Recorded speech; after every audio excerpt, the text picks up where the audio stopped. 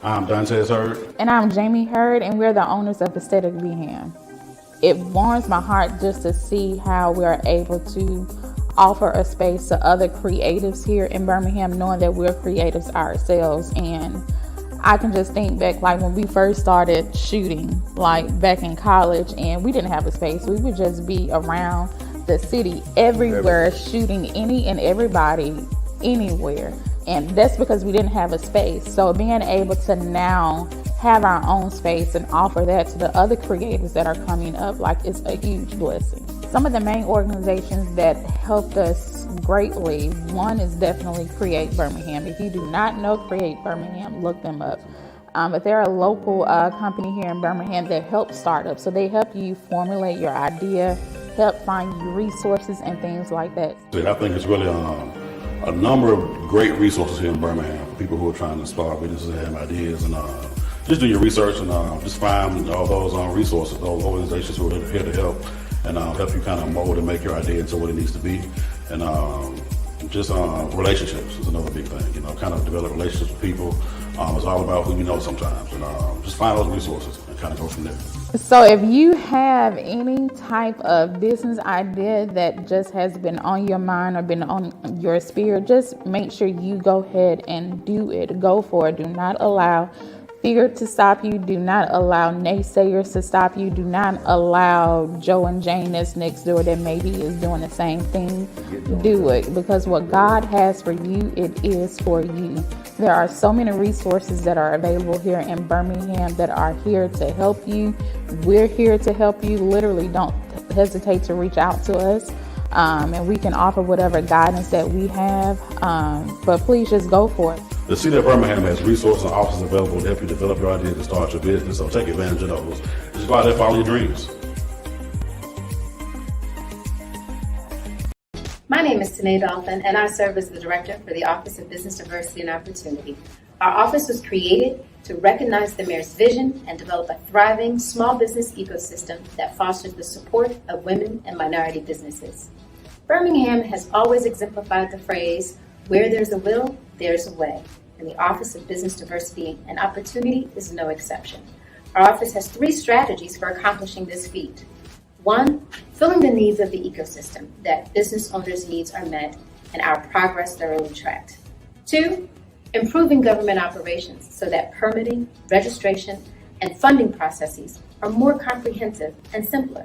3, finding purpose in place so that our businesses are recognized, celebrated, and elevated for the work they do and the community they bring. As a business owner, you are a part of a community whose connections to each other are what make us all thrive, even through difficult times like these. It is our job to connect you to the City of Birmingham's resources, tools, and strategies to fulfill Mayor Woodfin's vision. For minority and women-owned businesses, Birmingham is open for business. Thank you and enjoy your session.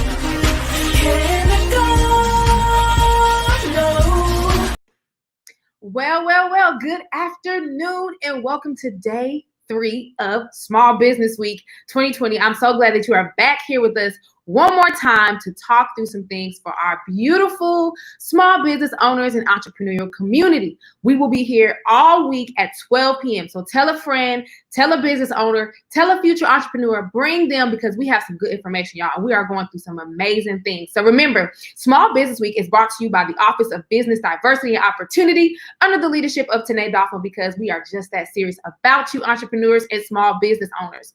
So yesterday, if you had an opportunity to tune in, we talked all about collaboration with Birmingham Biz Hub and Blacklisted.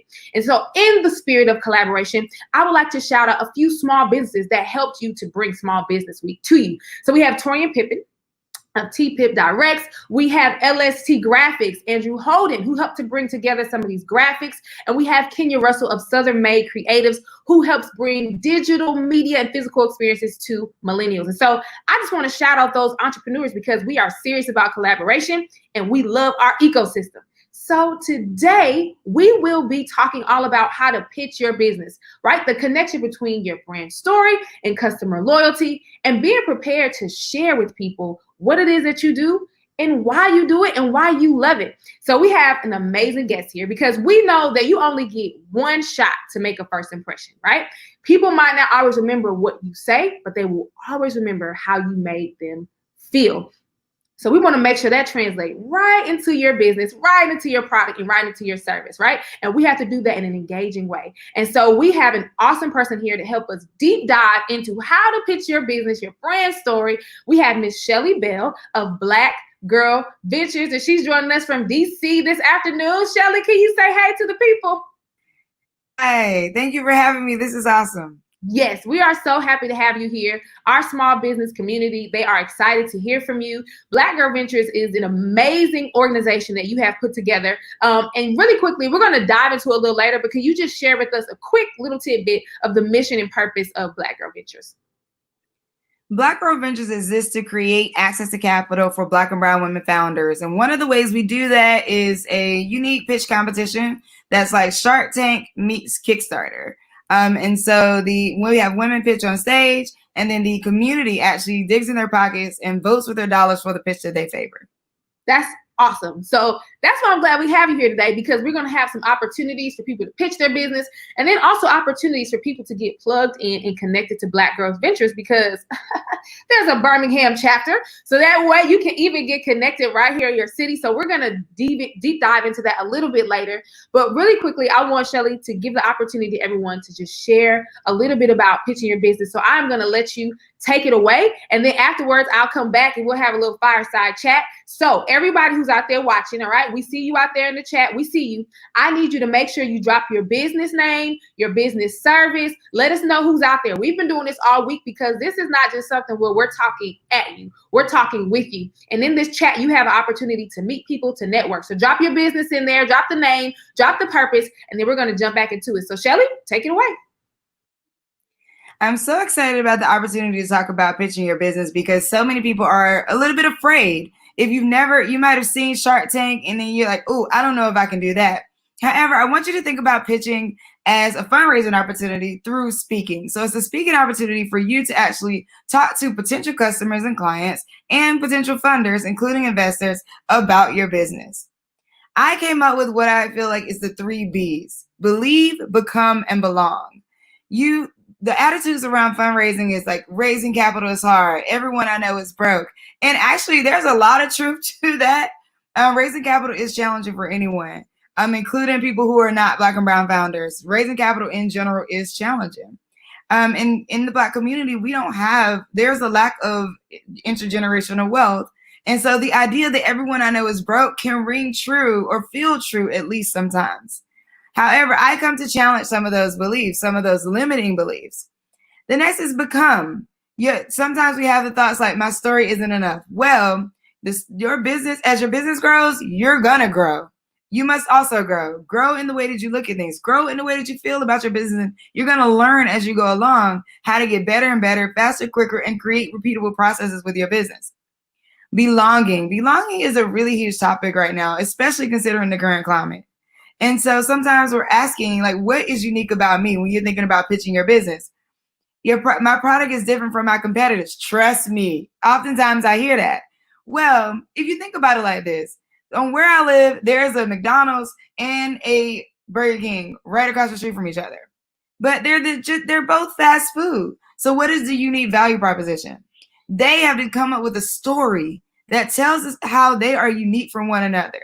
McDonald's is known for being fast and known for the kid toys. And Burger King is more like have it your way. They have created storylines around who they are, and that creates a unique position in the market for them. So you are what you believe.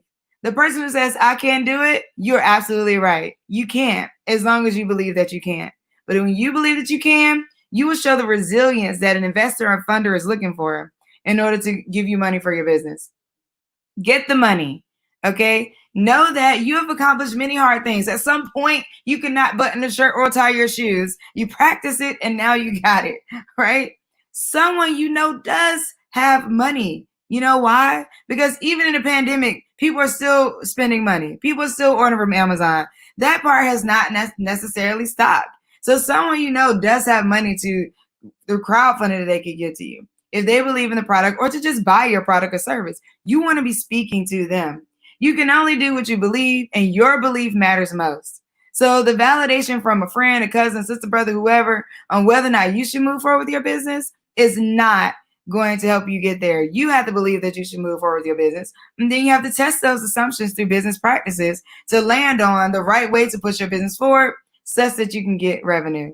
Revenue is a validator for whether or not your business is moving forward, not necessarily validation from investors or from your peers.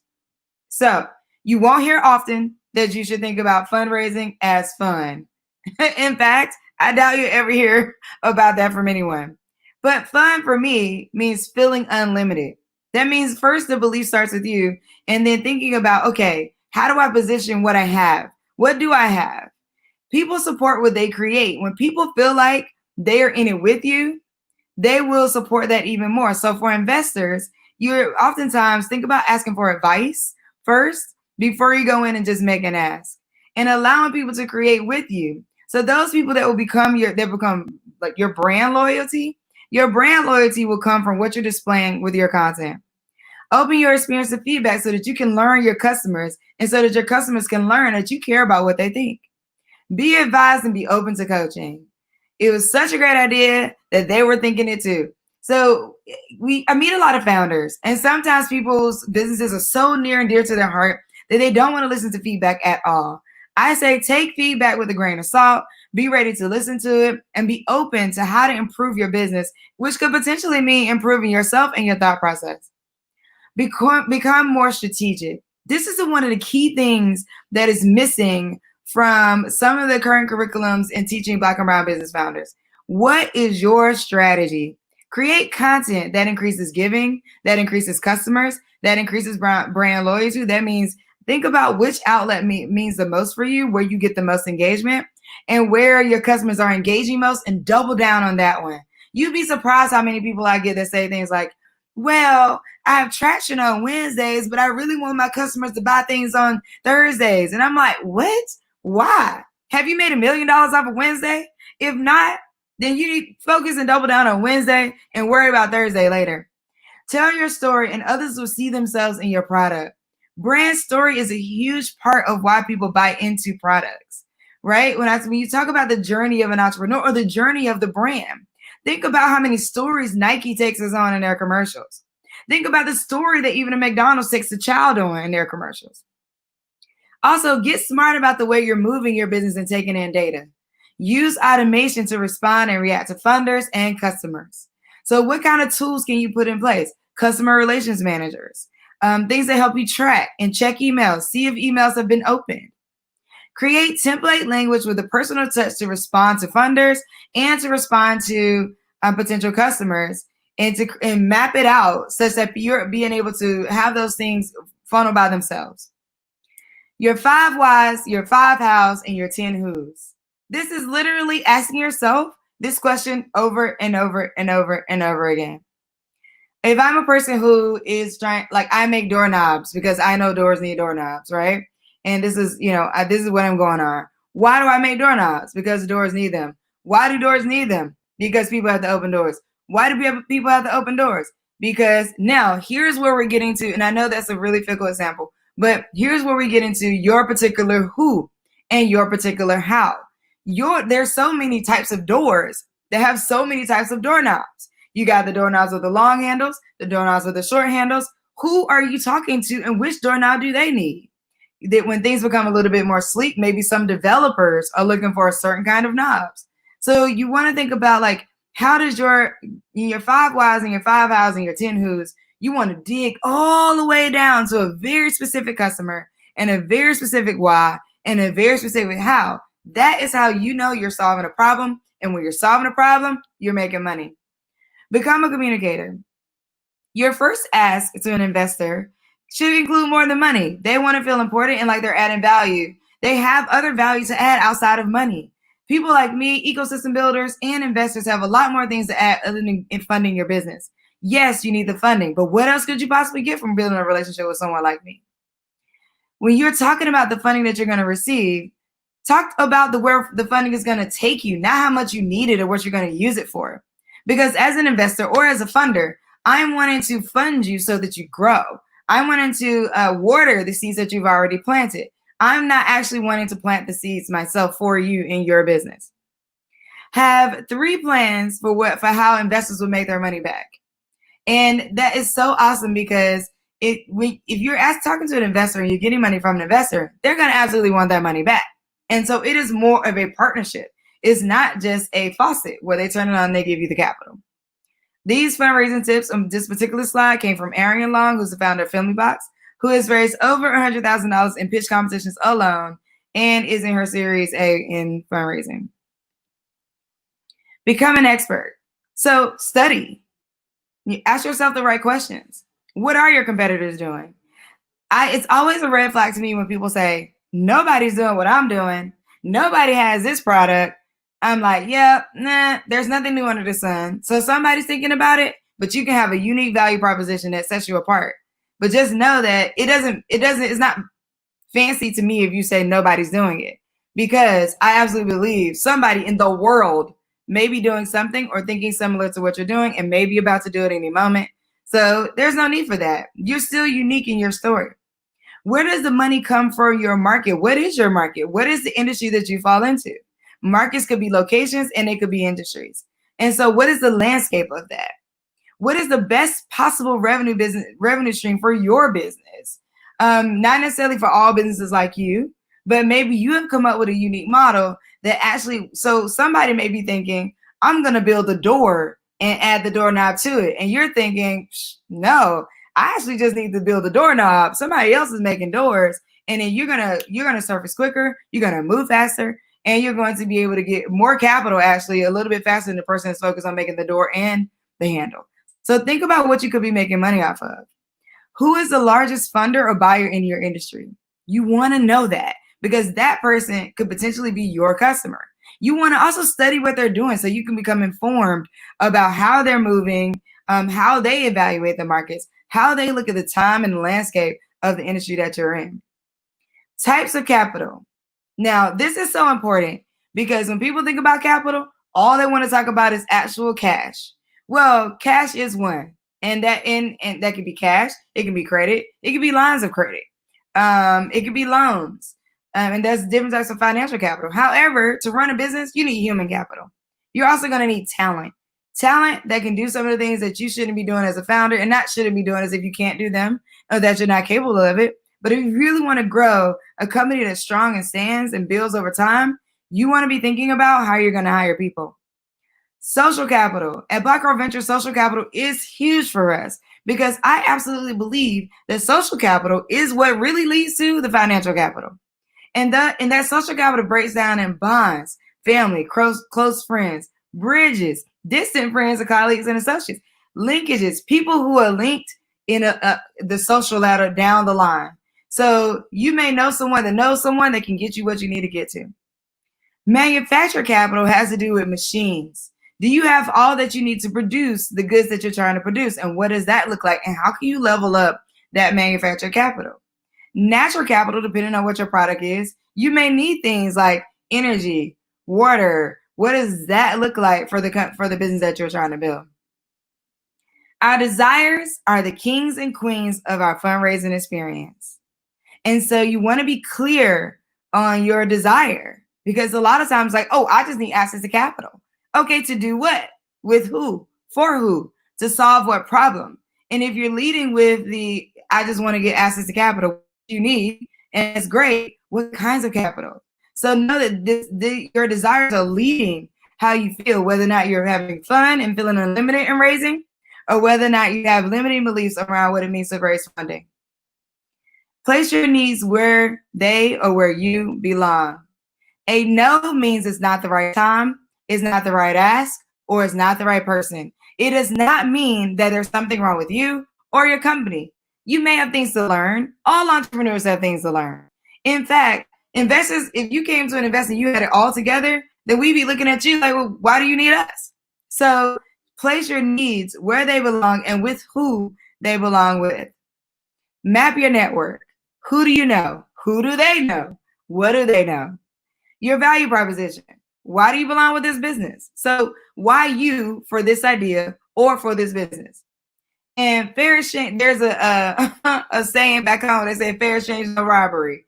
Right. So if we feel like we're equal, we're going equally with this thing. If we feel like we're going in and we're solving a problem together, then as a funder, I'm like, okay, what I get for what I give is this. And what you get for me giving the funding to you is this other level of value. Add value. Add value. You own the business, but the product belongs to the consumer. So know that your affinity for your business may not always make the most sense for how much you want to push it out. I tell people all the time, I don't refer to businesses as babies because hopefully one day you sell your business, but you never sell your baby. So level up your 3 Bs. Believe. Raising capital is possible. I know someone that knows someone. Who do they know? Think about it that way. Become. Your story is the unique value proposition. How do you want to tell that and become a student of your business and your industry and the market surrounding that? Belong. You would know that I'm unique because I'm telling my story and people are identifying with my story and therefore they're buying into my product. Trusting me or trusting the brand story that I have is trusting yourself. And that's what makes people turn to customers. Thank you so much. This has been, I'm Shelly Bell, and this is Pitch Your Business. I really enjoyed talking about that and love to encourage people to just find a spot, find your spotlight and take up the space, speak about your business, brand well, and people will become loyal to what you have. Awesome. Thank you, Shelly. Okay, so I see you guys out there making comments. I'm so excited. Continue to drop your businesses right here in this chat, because later on we are going to look through here and we're going to choose one person to hop on this live broadcast with us and to pitch their business. And we're going to give this some feedback, some positive family feedback, because we are serious about this. I'm just so excited. Okay, so I like to pull things right on out and to help them to make sense. So there are a few things that you were talking about I really want to highlight or just point out for everyone. So one thing that really stood out is when you're building these relationships and you're sharing your business, there are some more things you can get besides money. Right? So there are access to networks, there are access to resources besides money when you're thinking about pitching your business and sharing. So make sure when you are approaching any situation or any relationship, think about it on a bigger level than just money, because there's more that you can get. Also, to tap into your social capital. So that's a word that we really need to write down, because all of us have social capital. So make sure we really, really, really deep dive into that. So I want to go back into that as well. But as we're doing that, I want to also shout out some of these businesses I see here. So we have Lisa Carter of Innovate Green. Hey, Lisa. We have Brianna Jones of Lee's Closet. We have Candace out there of Danielle's Kitchen. We got Charlize Bishop of CR Counseling. So we're shouting out businesses because, like I said yesterday, we talked about collaboration. Today, we're talking about brand story, and we want to bring someone on to pitch their business. So listen, this isn't just one of them Zoom calls, no shade to Zoom, where you're just watching people, right? But we are interactive. We are talking to you. We want to deep dive into whatever you want to talk about. We want to make sure that you walk away today with some tangible things to get started, y'all, because now is the time to launch that idea. Now is the time to scale. I don't want you to let the times scare you. This is a good time to start that business. So let's talk a little bit more with Shelly. So thank you so much for that presentation. I'm going to ask you a few questions. Some of them may be a little redundant, but I think sometimes when people watch presentations, they hear, but some things can get missed on them. So we're going to bring it back in, okay? All right, so really quickly, since we're talking about sharing a story, Shelly, can you share your story with us? How did Black Girl Ventures become? How did it come to be? Well, I just made it up. No. I mean, this is the thing to remember about business, right? Is that you're thinking about how you can solve people's problems. Prior to Black Girl Ventures, I was running a shop where I learned a lot of lessons about how to run a business. I started from the ground up. I went all the way down to East Coast vending. I learned a lot, not only about like how to interface with my customers through vending, but I learned a lot about just what it meant to have a business model, the materials that we were using for the t-shirts, the ink that we were using. And so all of this, I was building this great business and it was cool. And I was having my ups and my downs. Mind you, I had several weeks where I decided I should just apply to work at Amazon. And but I did not. I kept with it because it was building, right? And I was staying encouraged, and I just could not go back and work for anybody else because I knew I could make it. And so at the end of this journey, I leveled up my business by going B2C, and I mean B2B. So I was doing B2C at first, and I started working with brands like Amazon and Google, and through supply diversity, really leveled up my business. But all the while, I'm like, this is pretty boring in the sense of like, there's no community here. And I've done performance poetry before. And so when you're a poet, you can go to an open mic any night, walk in, everybody claps for you. You get on stage, you know the host. But there was nowhere like that in business. And so building Black Girl Ventures was in response to the fact that Black and brown women, but Black women in particular, starting businesses at 6 times the national average, yet receiving less than 1% of venture capital. Wow. And so my thoughts are, if Black women don't have access to capital, then let's just do something about it. So pulling people into a room and saying, hey, let's throw some money in a hat and give it away. And that's literally how Black Girl Venture started. 30 women in a house in Southeast DC. It was a brunch. I cooked all the food. We got together. 4 women pitched. We gave the money right back out. People loved it. And so I said, hey, there's something viable here. And so I started getting partnerships. I had a volunteer team and just started building and building. And here we are throwing the largest rent party for entrepreneurs in the country and on the planet, I would say. So it's been a really great ride. And I'm so excited to have a Birmingham chapter of Black Girl Ventures and to be able to work with more women across the country. Okay, first of all, come on, largest in the planet. Listen, Okay. that's so when it comes to entrepreneurship, it's really the key is just getting started. Just get started, right? So you have the idea, get started. And if you are in the ideal, keep going. If you already are operating your business, keep going. And so it's interesting to me that you are sharing the beginnings of your business, but that also is a part of your story. So to your point earlier, be okay, guys, with sharing that, hey, I don't know everything. This is how I started. Because even share with people just how you got started, that is a part of your story. So do not allow any part of your story to go unspoken, because it really is a part of helping people to connect with who you are. So Shelly, can you share with us, like, why is it important to know your business story? So people, I think, okay, great example. I was somewhere yesterday. I had an opportunity to talk to an amazing business owner. He just opened a restaurant. It is going bananas. I mean, he cannot keep food in the kitchen, right? And so one of the reasons he started his business was because he was challenged with health issues and he wanted to make good food, but make it healthy. And most people who are coming in, they don't even know that that's his why. And so it would be important that he share that story. So I think sometimes we're just in the midst of working the business, right? We know that we're good at it. We know that we can do it with ease. But I think sometimes it's missed on us that it's important to share with people our why, to share with people our story. So why is it important to know your story? Yeah, so it's interesting because when people ask about like your unique value proposition, a lot of people try to make up all of these things. Like, I'm the only one. Nobody else is doing this like me. And we're all like, as investors who are always seeing pitches, because that's the other thing you got to realize. Like, you are not in a silo talking about your business. Talking about your business while 7 other people are talking about their business also on stage or in this moment. And so you don't have to be the only one in order to be unique. That's not the only way to be unique. Your brand story is how you're unique. If you created products, so let's take Family Box for an example, because she was in my presentation.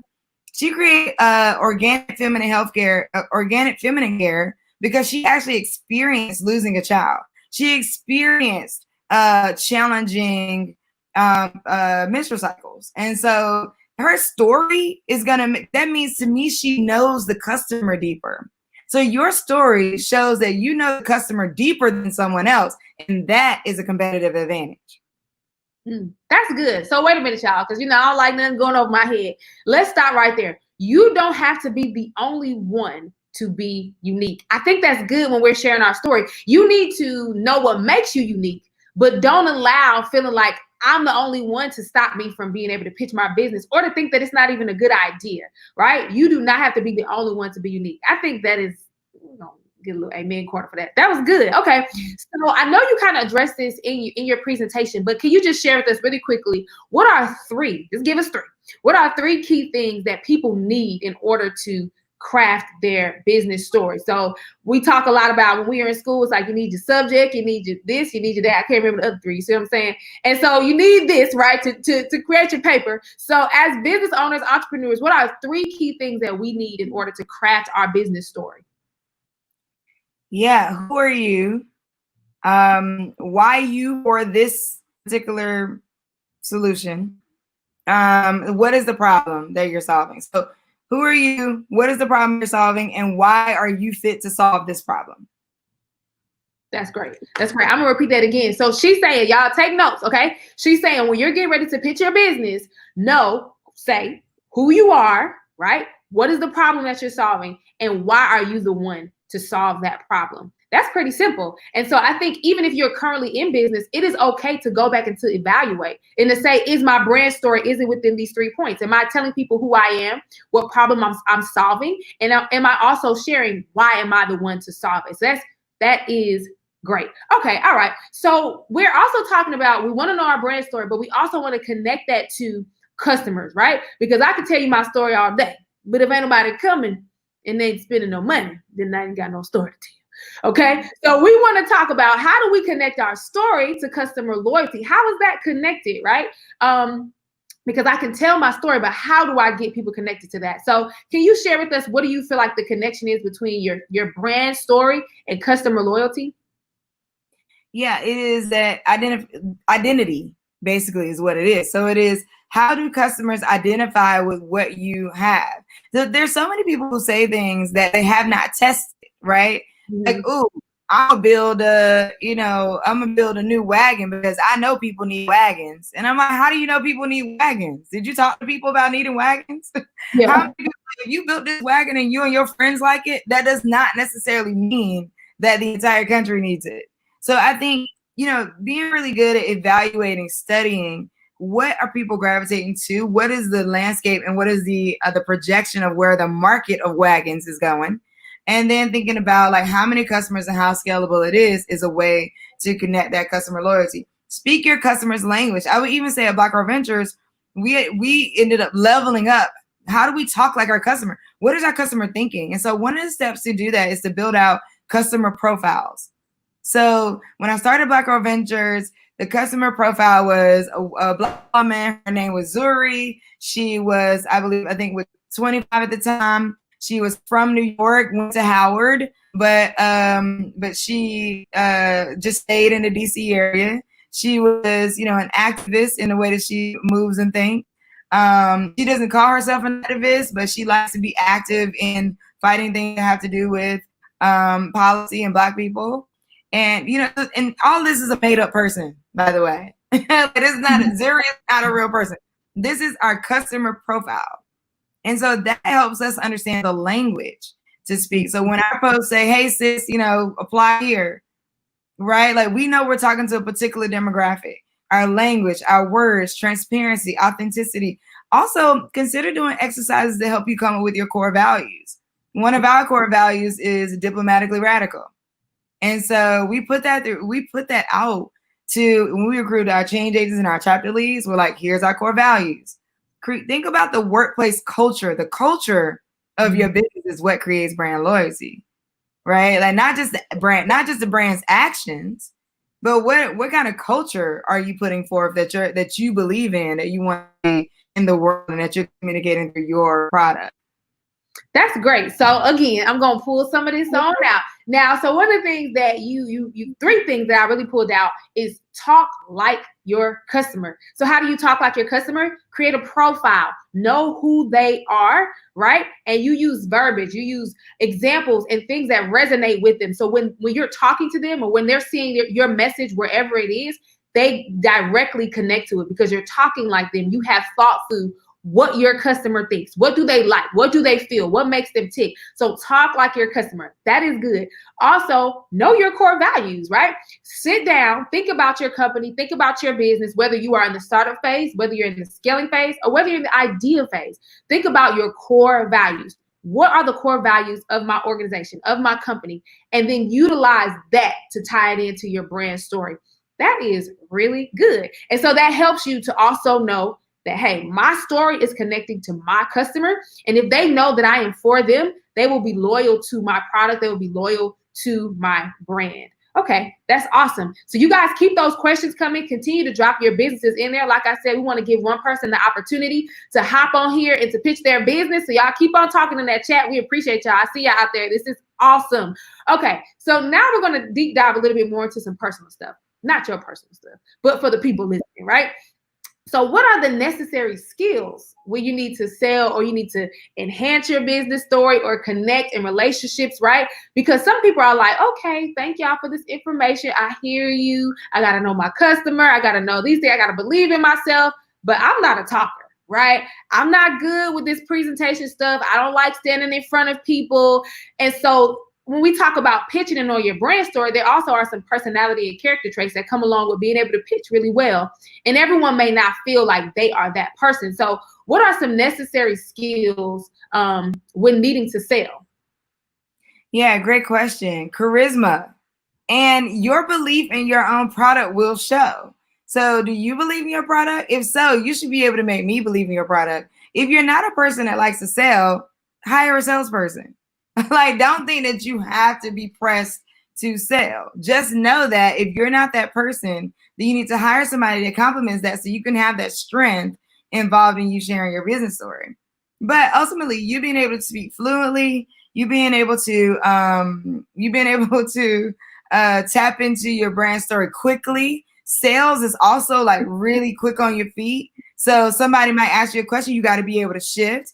But one of my most I guess I hated it the most, but in hindsight, it was some of the best experience when it comes to selling. Is I used to sell vacuum cleaners in college, and the thing about selling vacuum cleaners is that I had to walk up to someone's door and convince them to let me in their house to show them something that they already own.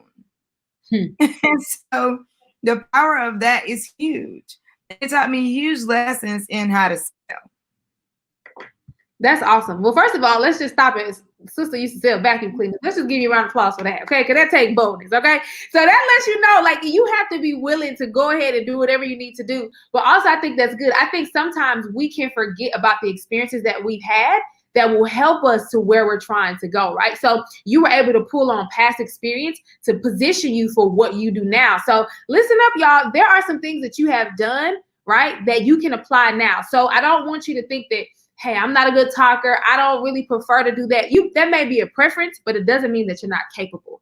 Okay. So let's remember that when we're talking about how to sell and pitch our business, because everyone isn't a natural talker. Everyone doesn't like it. But if you're serious about your business, you got to get serious about pitching your business and sharing your story. But one thing that you said, Shelly, that I think is really helpful as well, is you may not be the most charismatic person, but believe in what you're doing. Your belief in your product, your belief in your business, your belief in your ability and the problem that you are solving will help it to translate to people. So let's remember that. Okay, so you kind of touched on this a little bit. So let's just use the vacuum cleaner experience, okay? Because I like to get tangible and hands-on. So from that, are there any specific techniques that you feel like you can share when trying to fluidly express like your product or your service? So what's a technique? What can you do? So one, I don't think you have to do it on the fly. Take your time and write this stuff out. Sketch it out. Like, it's not me walking up to everybody's door and then kind of like doing it on the fly, like flying by the seat of my pants. No. We actually went through different trainings and morning huddles and everything to get well trained on the product. So know your product inside and out, right? Be able to flow in it, reverse it, flip it, come back. Tell people things they ain't even thought about yet about your own product, and even being in self-discovery mode. So know your product is number one. The next thing is know your customer. So I already knew that walking up to those doors, it was highly likely that people were not going to want to look at it. It was highly likely that people were going to be like, no, no, thank you, and close the door in my face. So I didn't take that personal. I knew my customer. And so I knew, hey, if they made a certain gesture, I'm almost there. Mm-hmm. So I could just keep the selling going and just keep convincing them, hey, well, I know you have a vacuum cleaner, but does it do this? Have you thought about this? Questions are also another great tactic. Asking people questions. Awesome. Okay. So ask questions, know your customer, and this is not a freestyle. You ain't got to say the battle rap, right? You can spend some time on the back end coming up with your pitch, practicing it. Somebody said out there in the comments, practice comes with perfection, right? So continue to practice. You can practice this so that you are prepared at all times to talk about your business. So this just came to me right now in the moment. So, okay. Also, when I was in high school, I used to sell carpet. Girl, don't ask me how.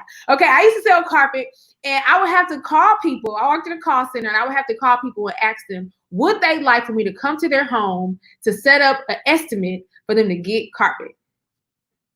But you know what? At the time, I did not realize that it was actually preparing me to be comfortable just talking to people, selling something, and knowing carpet inside and out. So this is just a suggestion for those of you who feel like, I don't know, y'all not convinced me. I still don't feel comfortable doing this. I'm just not that person. That's not my personality. I want to challenge you this week. Go somewhere, talk to somebody, and just share your business, right? If you're somewhere and you're able to get in conversation with someone, share your business. If you're in the elevator, because the elevator is a weird place. You're in the elevator, well, we know we social distancing. But if you're somewhere, anywhere you are, keep 6 feet apart. And I want you to share your business with somebody. Start getting comfortable and just choose one person, one interaction, and start to share your business with someone. And the reason it's easy to do that is because, I mean, listen, you're not asking them for money. You just want to share your business. So it's not a make or break. You're not going to lose out on anything if you just try. So I want to challenge you guys to do that. So we have had some people coming in and out of the chat. I see Jason Avery there. Hey, Jason. So we are going to choose one person to get on here and pitch their business. Okay, let's see. Let's go. And then I want to choose someone who's been here all week. So let's go with, let's try to get Candace Danielle. I see she's out there. We want her to join us and we want to give her an opportunity to pitch her business. So she's going to share with us. Shelly's going to give some feedback. And then family out there in that chat, I want y'all to encourage her. And then y'all give nice family feedback, right? And then also after she shares, whatever her business is, make sure y'all go and y'all visit all of her pages and you get whatever she has to offer. Okay, so let's see if we can get Candace in here. Let's see. Oh, there she go. Hey, Candace, how are you? Hi, I'm good. How are you? I'm doing good. Well, first of all, Candace, I want to thank you because you have been here. We've been looking at you chat and you have been here all 3 days for Small Business Week. So first of all, kudos to you for being serious about getting the information. So we are excited to have you. And so we're going to give you 45 seconds to 1 minute to pitch your business, share your business with us, and we're going to give you some good family fun feedback. And so we are ready. Oh, we see you got the shirt on there, Candace. I had to do the branding thing, you know. Okay, this is ready. Okay, she stay in her Danielle's kitchen gear. That's what I'm saying. If you stay ready, you ain't got to get ready. Okay, so all right, you ready, Candace? You take it away. Okay, so I want you to imagine 2 scenarios. The first one, so it's Sunday night, you're on your couch, you got your wine, you're watching Chopped on the Food Network, and you got your bonnet on. Now, you know, once your bonnet is on, you're not doing anything else for the rest of the night, at least for me. Except you remember that you forgot to take your chicken out of the refrigerator to meal prep. Now, I want you to imagine the second scenario. Sunday night, couch, Chopped, wine, chilling, you got your bonnet on. Except now you have 5 delicious meals that you'll be excited to eat throughout the entire week. And you know, sometimes we gotta get tired of meals on Wednesday or Thursday, but this time you'll be excited to eat it the entire week. And that's where Danielle's Kitchen comes in. So basically, we're kind of like a HelloFresh, except we already do the cooking for you. So you don't have to worry about that. And so I just wanna leave you with, if you have a microwave, then you have a meal with Danielle's Kitchen. Come on, if you got a microwave, you got a meal in there. Yeah, yes. Okay. Listen, I need all of your services because right now my ministry is not cooking. Okay. So, Shelly, can you give us some feedback? First of all, great job, Candace. We are so excited. Everybody out there, you heard it, Danielle's Kitchen. Go ahead and check her out, and we'll drop some of her information about her business in the chat and on the screen so you all can see it. But now, Shelly, can you give her some feedback? Share with us some feedback.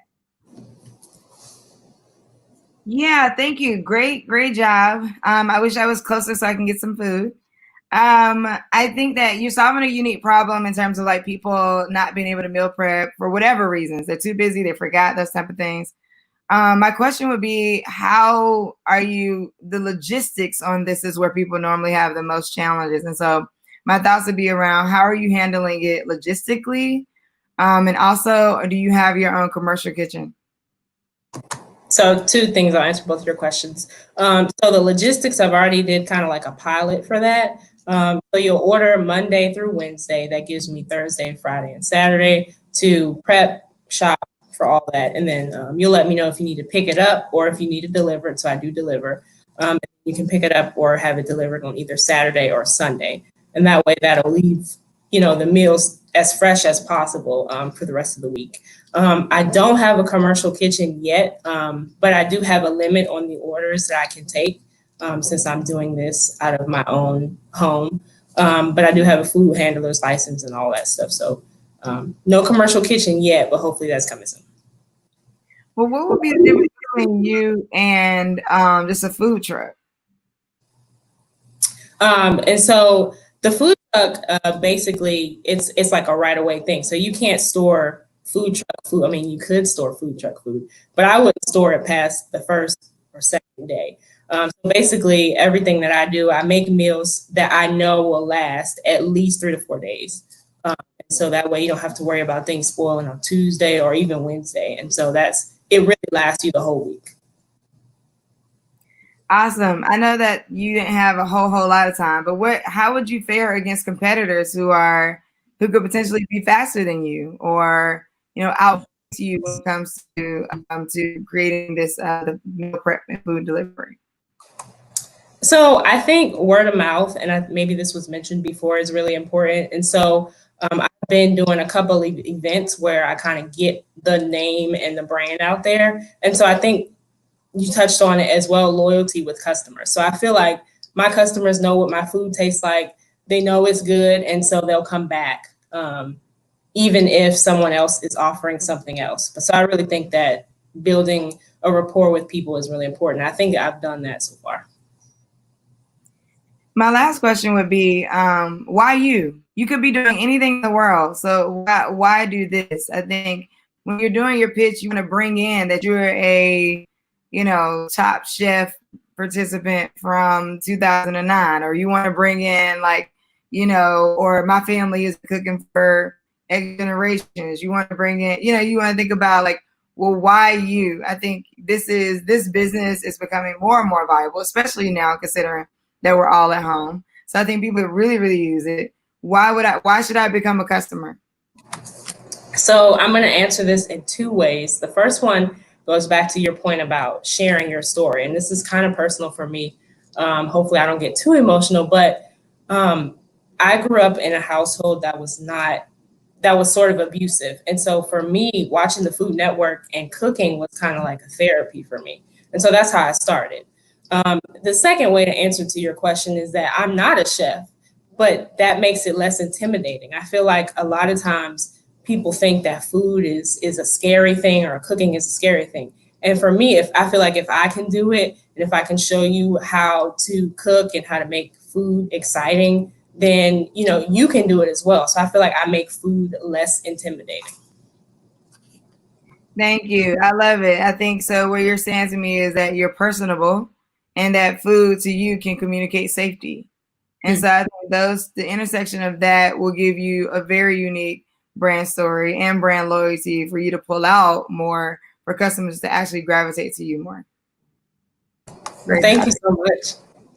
Man, okay, first of all, can y'all give a virtual round of applause for Ken? Because it takes a lot, right? It takes a lot for you to be able to share that. Thank you so much, Candace, for your transparency, for your authenticity, for your willingness to get on here and to share and to try. And so, like I said, I am a customer because I got, I'm just not cooking, all right? And so thank you so much. So y'all see it's Danielle's Kitchen. If we could get her Facebook up there, Danielle's Kitchen 1. I think she has an Instagram page as well. You guys check Danielle's Kitchen out. I hope that something was said today. I'm about to call you Danielle. I hope something that was said today, Candace, that will be helpful to you. Thank you, Shelly, so much for sharing with Candace. We appreciate you. Let's get that virtual round of applause. I see y'all. Thank you. Thank you. Thank you so much. Thank you. Okay, awesome. And that's what I'm saying. This is what Small Business Week is about. So y'all been tuning in to all this other stuff on the internet, but we are bringing you on. We're answering your questions. This is fun for me, Shelly, because I am a small business champion. I'm just excited about seeing people get their ideas off of the ground. This is so exciting. And then to tie in their story. I think you gave some great feedback to Candace. The why me, right? The why you question. I think that's so important for all of us, just because it helps us to internally kind of think about what is our unique value proposition, because we all do it for a different reason. And that's another thing too. We talked a little bit yesterday, Shelly, about competition, right? And to how to break down that barrier of competition when it comes to collaboration. But when you can just land on the why me, right? It will help you to eliminate all of that competition, all of that fear, because you then realize like, hey, I have something to add, and this is a part of my story. So this is so good. This is so good. So I want you guys out there to ask some questions. If you have some questions for Shelly, listen, you got Shelly Bell on the line. Okay. Sorry, my grandmother. You got Shelly Bell on the line, and she is here. She's in DC, but she's right here with you virtually, right? This is the power of technology. So if you guys have questions, I want you to ask them, and we will get them answered for you right now. Yes, ma'am. I want to just mention that, if you're looking to, even if it's your first pitch, and I'll mention it again at the end, of course, but like the Black Girl Ventures Birmingham competition is going to be coming up again in October. So, go ahead and apply to pitch, and apply to multiple kinds of pitch competitions. Join things like Toastmasters, like do small group work. If you're a part of the BGV Connect Incubator, which is Black women only, not Black and brown women. Okay. And we have pitch practice every Wednesday night. And so we give pitch templates. People are allowed to pitch. We're going to bring in experts. Right now, I'm in there kind of like helping people along. So I think, practice is great. Like having some time to just practice and having a community of people to talk to. You have the Birmingham change agents right there in Birmingham who you can reach out to. So I definitely want to just mention you are not alone. If you're out there and you're nervous about pitching or nervous about just speaking fluidly about your business, call up a friend, connect with Black Girl Ventures, connect with local ecosystem builders that are doing this work, and just say, hey, I just would really love to pitch you. So to your point, so we're going to get that up on the screen as well. So like she said, you guys can connect to Black Girl Ventures. There is a Birmingham chapter, and there's a pitch competition coming up. So make sure you guys take advantage of that. But not only is there a pitch competition, like Shelly said, there's pitch practice. So every Wednesday you can get on, you can practice in a safe space, because the point, right? And then two, if you aren't able to connect with the pitch practice, there is still a community of people you have. Get your friends together, get other like-minded people together, and just share your business story, practice your pitch, and allow them to give you feedback, right? So we're talking about community. We're building community here, right here at Small Business Week 2020. But you also can build community amongst your friend group, amongst the people that you know. Just start sharing your story with people. So we had a question. Danielle has a question. Are there any resources you all can suggest to help research the market for your product? So a lot of times, okay, I got the product, but I want to know if it's a market fit. Do you have any suggestions on resources to help people research? Yeah, so I think one, of course, is Google, but you just do a deep dive and go down a rabbit hole. Also, I would look for trade associations. So in different industries, there are trade associations for that industry. Look for those trade associations and actually reach out to them to help get research on the market that your business is in. If nowadays we won't be gathering in large, I would say conferences, but we're not going to be gathering in large groups of people anymore for a while. So if there are online conferences, try to figure out the ones that use things like StreamYard or Hopin, where you can actually like find people in the comments that can become advisors. Because I think yes to Google, yes to like YouTube, journals, looking into potential like different kinds of books on your industry. Then I also think there is like the things you can't necessarily learn unless you connect with a human. And so you got to somehow find people in that network or in that market, in that industry where you can actually tap into. Awesome. So you guys heard this. So there are some resources out there to help you to be able to do that. So Drew was asking, is that just for women? So the BGV, the pitch practice and all that, it is for women. But like I said, even if you can't connect with that, nope, she got some. What you got? Right now. So stay tuned. Okay. All right. Okay. Stay tuned. Because we got some things coming up. So I would just say, join the Black Girl Ventures Birmingham email list. You can also join the general BGV email list and the www.blackgirlventures.org/Birmingham. But stay tuned because we are working on something for men. I get so many men asking me all the time, where's the thing for Black men? When are you going to do stuff for Black men? And so I love y'all too. Black women need the most help. And so that's where we're starting. But stay tuned. We want to try and announce something before the end of the year. So just stay tuned. Awesome. So make sure guys still sign up for BGV resources and information, because I know that you all share a lot of resources about grants and things of that nature. So there's still information that you can get that is helpful to you. But in regard to pitching and needing to practice, like I said, you have friends, right? You have family, you have like-minded individuals around you. So get with them, share your business story, begin to practice with them, get feedback. So we need to take control of what it is that we want. And so we have to position ourselves with what we have to get started. So I think that's good. So we have something here. We have a comment from Jason Avery. So going forward, how important is it to develop your business plan with COVID and future pandemics in mind? For example, I had a restaurant concept, but now that has been altered. So how can I build an attractive takeout experience? Uh-oh, you muted. Okay, there we go. I was trying to follow directions. All right, here we go. So, such a great question. So I don't believe in like 13, 20-page business plans unless you're going to get a bank loan. The business plan canvas, you can download it from online. It's free, and it will help you sketch out what you're trying to sketch out to actually think through for the next thing that you're going to do. And then I developed a tech model canvas to help you think about what tech you're going to use to execute that. So when it comes to how could you build a really innovative takeout business and looking at it that way, you want to think about current models that are out there. You want to fill out that business plan canvas to think about like, well, how should the business itself run? What are think through your obligations and opportunities? Because on one hand, the fact that the pandemic happened actually was negative for restaurants in some instances. On the other hand, some of the restaurants are booming because they're taking on a little less liability around like having people in the restaurant, and they are now being able to do and pivot in other ways. So I've heard of restaurants doing things like also selling fresh produce that they may get in. I've heard of restaurants, serving workers that are on the front line. And that could be a hospital place. So that's a huge client, right? I've heard of people just thinking about, even looking at what Danielle is doing, which is amazing, which is even in the pandemic, doesn't mean everybody's like, oh yeah, I'm gonna cook all my food. Absolutely not. And a lot of people are waiting on like grocery delivery. So having someone that can deliver you a whole hot meal, especially if it can feed your family, is going to be of extreme importance. A lot of kids only get to eat at school. So, if you're thinking about like now they're at home, there's a lot of people who are going hungry. So the restaurant model in general, like the restaurants are still a necessary thing, people who are going to be cooking. I think the thing now is to figure out your automation, figure out your logistics, such that you can level up your initial thoughts on the restaurant model for what it looks like today. Awesome. And one thing I want to share too, Jason, is that on Monday we went through innovation.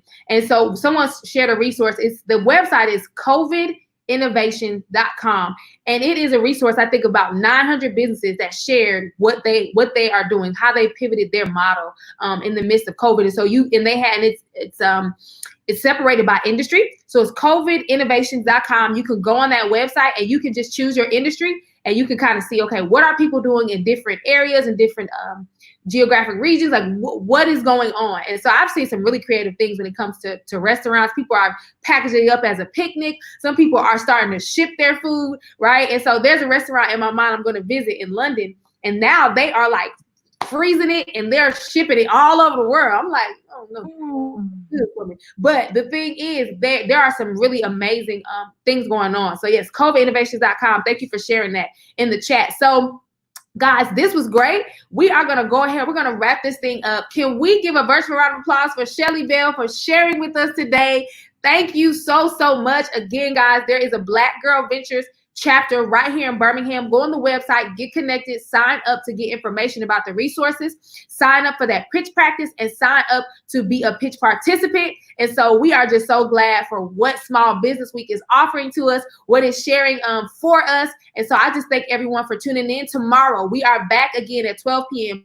And we are talking through how to build systems and processes for success, how to scale, right? Because now we have the idea, but we need to know how to build a team around our idea. We need to know how to scale our business, right? Because we can't be the only ones working in it all the time if we want to see success. So join us tomorrow at 12 p.m. right here. Thank you, Small Business Week 2020. Thank you, Shelly Bell, for joining us. Thank you guys so much for tuning in, and we will see you tomorrow. Thank you.